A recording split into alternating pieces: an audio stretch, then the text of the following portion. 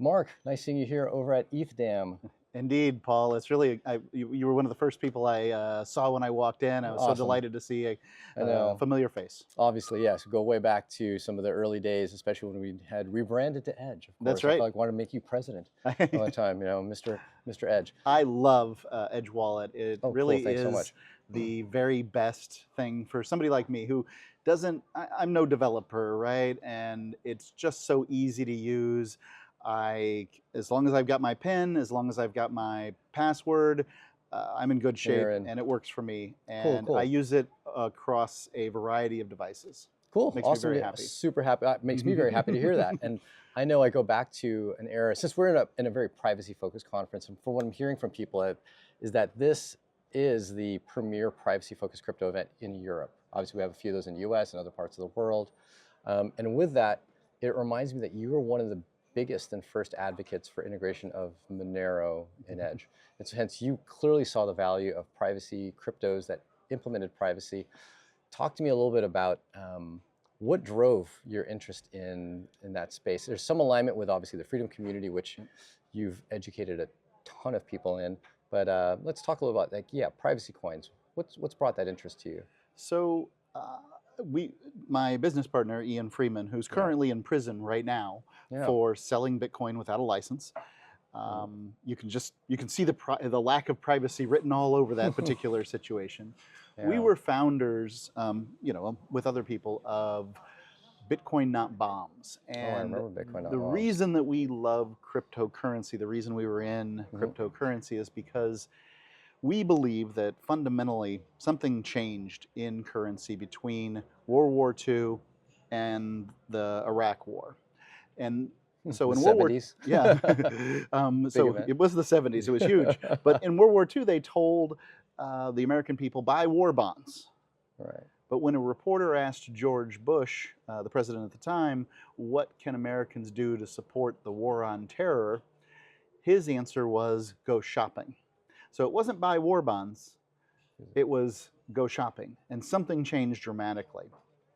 And we believe very strongly that governments with unlimited money will wage unlimited war. Right. And I want war to be important enough to a government that it's willing to put its value, what it's got, out there, rather than just mortgaging the value of its citizens into the future. So what we think as far as privacy goes is that you have to be able to sort of opt out of whatever monetary system there is. And the United States government feels so strongly that you shouldn't be able to opt out that it's willing to throw people in prison over it. The Biden administration was prosecuting the war on crypto. Absolutely. Trump has said that he has ended the war on crypto, but he hasn't yet released the prisoners of war. Right. And my business partner, Ian Freeman, is one of those prisoners. And anybody can go to freeiannow.org and sign the petition. That's what we're trying to do, is get people to sign the petition. Frankly, I don't know whether petitions matter or not, but I guess in it mass works. They do. I feel like in mass they definitely do, because it represents the voting public, and at the end of the day, politicians care about voters. Yep. Well, it worked for Ross Ulbricht. I don't know if we'll be able to replicate what happened with Ross or not, but Ian has a very good case for appeal. I don't know what's going to happen in the long run, but I committed that this year I'm going to hit a bunch of conventions and try to really drive up that. And tell his story and see how, or at least show people the story of someone that was, I've known Ian for a while, and he's just such a good-hearted person, like honestly trying to help people. And crypto is a path to help people. Yep. And of course, helping people doesn't mean helping the government. And so therefore that discrepancy is, unfortunately landed him in jail. It can, when the government's on the right side of scenarios, and it often is, but many times it's not on the right side of things, and good people are fighting against whatever the situation is. But free people should be able to transact freely. Right. I should be able to buy from you and sell to you without a third party getting involved and deciding, oh no, sorry, wrong stuff, wrong time, wrong amount, whatever it might be. And they tell you all those things. They'll tell you, sorry, you're buying too much of that thing. You're paying too much for that. You're paying too little for that. They love to tell you You're how paying to the wrong person transact. for that. Right? Yeah, It's exactly what's going on. Right? That person doesn't have a license. Yep. So at one point in time, especially in the early days of Bitcoin, when Free Talk Live and you and your partner Ian had onboarded a ton of people by educating them on Bitcoin. Yep. And part of the narrative was it was fast, cheap, also a store of value, sound money, and also private. Private, yeah. And I think we had learned that while it has some improvements on privacy versus using a Venmo or PayPal, Yep. it clearly has huge, worse values than even a PayPal and Venmo. It is not private. Yeah, it's generally not private. We switched from saying anonymous to pseudonymous, but I don't think that it's barely even that now. Yeah, I don't think that that's a good way to describe it. I think I read Tracers in the Dark. It was a book about a variety of cryptocurrency crimes and how the FBI and policing agencies tracked people down by simply using addresses. Yeah. And that was pre-AI.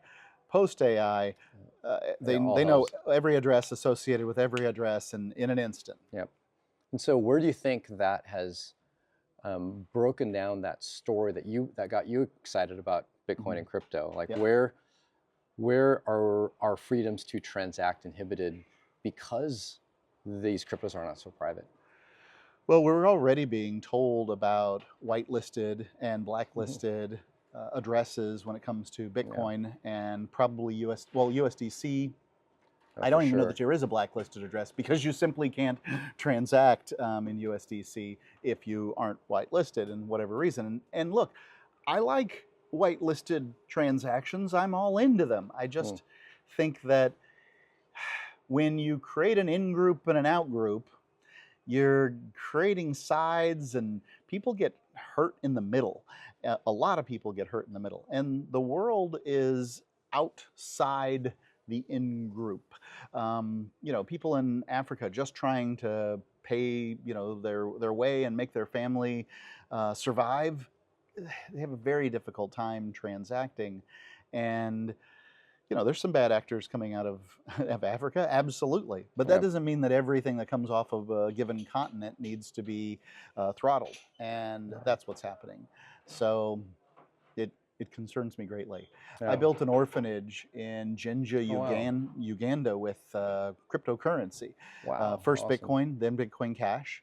And I built it. I didn't swing a hammer, but I did send the funding for the people who did swing the hammers. And so, cryptocurrency has really allowed people to live a better life around the world. And the whole idea was that the little guy was supposed to have control of his money rather than the banks holding your money. The not your keys, not your coin problem. If your money's in a bank, it's not your money. I've had US banks tell me, sorry, you can't send money there. And that's because it's not mine. It has my name on it, but if they can tell me where I can send money and where I can't send money, it's not my money. Bitcoin doesn't tell me that. It's funny, to me, dollars in a bank are two levels of it's not your money. One level is you're not holding the dollars. Right. On the second level, the dollars were supposed to be backing of something else, which you also don't own anymore. Right. So it's 2 degrees removed from you owning the money, which originally was the gold. Right.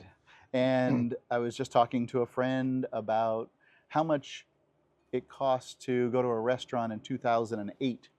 When we'd seen the economic downturn in the United States, and you go to the dollar menu at McDonald's, and there was all kinds of things in the dollar menu. I hate to use McDonald's, but people know what it is, right? I asked my son about a McDonald's transaction that he did last week, recently, and it was $13 for a large sandwich. Yeah. And hopefully fries. That was a meal. I was gonna say. Yeah, it was a meal. At least a meal. And whereas that's double or triple what it was before. And so let's talk about the store of value narrative. Yeah. Which, is still a strong narrative for Bitcoin, even though it hasn't been private, it hasn't been a good payment currency. I think Bitcoin is winning, tiger blood at store of value. I don't think that, I was in the blockchain wars. I was a big blocker. I still feel the scalding pain of the The loss. PTSD of all of those battles. Yeah, but I try to be realistic Right. about every cryptocurrency, and I think that Bitcoin is a tremendous store of value. But I also think that it's very much an above board, and I don't think the Yeah. early people in Bitcoin wanted Bitcoin to be sort of, the tool of bankers and businessmen. Yeah. And large Wall Street and Hmm. ETFs, things like that. It's been talked about for almost a decade now, but now it actually arrived Yep. at the fanfare of some and at the detriment of others. And I think Yeah. we need to bring it back to some of the roots. And so you were the first person I'd mentioned, as I'd mentioned, that had promoted Monero to get integrated into Edge, and we did get that, I think, maybe half a year after you had mentioned it. Oh, I think it was And faster than that. It seemed like it was so quick. I was, yeah, it was a very strong fast. effort. I remember working on a bit of that integration, but it's been definitely a journey because the asset has changed over time and Mhm. hard forks and whatnot. So it's one of the more difficult things to support are privacy coins in general. Was that before or after I visited your offices in San Diego? Gosh, um, I can't remember when it was, what year that was. It visited. All I know is it was It was a middle of long time ago. it was middle of 2018, like June, Okay. when we launched support. Okay. And I know that I think I visited before. Oh, got it. Okay, so maybe it was just a bit afterwards then. Yeah. Yeah. Well, cool. So that's the thing about Monero is it's a special blockchain that's private and these kind of things. And I'm always been not being a developer myself, always wondered how did Edge ever do that? I don't know how they did it.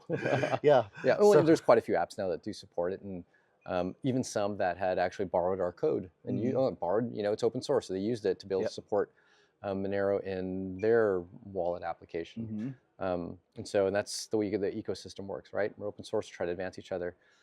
There's now a plethora of privacy protocols, like Monero being one of the original, if not one of the first. Zcash coming out, and I know now that you've definitely been excited about and mentioning Zano. And so what brings excitement kind of back into that privacy realm with what Zano delivers? Like, what is it about Zano that you find to be compelling above and beyond what the landscape has seen so far? So I consider Zano in many ways to be the sort of Bitcoin Cash to Monero. Without disparaging Monero at all, I'm a holder of Monero. I like Monero. Yeah. It'll always have a special place in my heart. Yeah.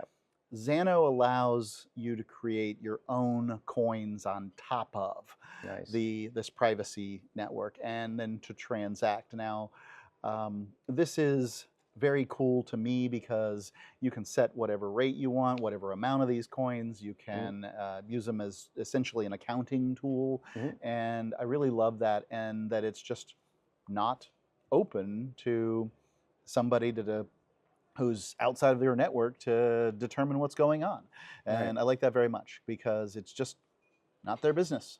And these are also privacy tokens. Yep. Right. So they have the same level of privacy that you'd get in the Monero, as well as the Zano asset itself having the same level of privacy. And remember, the people who want to look at your transactions, the people who want to know what you're doing, are the people that will never turn over their transactions and what they're doing to you, because they look at you as theirs, right? Like if you can go in and look at somebody's transactions and see what they're doing, I don't know what relationships we're talking about. It sounds like children, right? Yeah, like parent-child relationship. Right. If I can go into my son's room and I can look at his stuff and make sure that he's not doing something I consider to be bad on the internet or whatever it is, but can he check me? Well, he doesn't try, thank goodness. For all we know. But he may very well know far more than I have no clue. But, like the relationship doesn't really allow him to sort of check the other direction. I think it's important that kids have freedom to some extent to understand, but I also have inculcated them with the idea that privacy online is very important. You don't tell somebody your username and a variety of things. You need to not be associated with whatever's going online. How many young men right now are dealing with a world where they were 14 years old and they thought it'd be funny to exchange some pornographic images, or say the N-word, or do a variety of things that Suddenly they regret 10 years 20 years later, later when you're an adult. right, like I was 14. Yes, we were fooling around. We were acting like idiots because we were. Yeah. And I wouldn't want to see him somehow excluded from whatever the career vertical is based on stupid stuff. Yeah. So especially in your formative years where you're still trying to find who you are. yeah. And you've got to I mean, humans, right, no, you're not born an adult. No, clearly not. And somewhere on their second and third life, clearly, but you're still born a child. Yeah. Yep. All right. Got to make mistakes. All right. And so this technology gives us a chance to keep those things that, our decisions private. I'm glad to see you're excited about that. Zano excited us as well. Happy to meet the team. Happy to support the app. I actually brought my Zano wallet, and I found out at the Zano table that you now have Zano on the Edge wallet, and I couldn't be happier. It is going over so that I can, be able to manage it in one place. And I really, really, really loathe not having my cryptocurrency all sort of in one place. I just like the feature where I can just scroll and say, okay, those coins in that wallet. Edge allows you to create multiple wallets for the same coin. So I could have, I could have my Zano coin that are, for spending in this area and that area, whatever it is that I might want. Or maybe I'm holding it for an organization. Exactly. Maybe it's, I got some Zano that's owned by my church, and I'm holding it on this wallet. That way I know not to spend it. Exactly. You can actually tag and say what they're called, and so you know what each use case of the different assets are for. So I'll tell you how I did it one time with one coin. I gave a person, close friend, some USD to buy a home.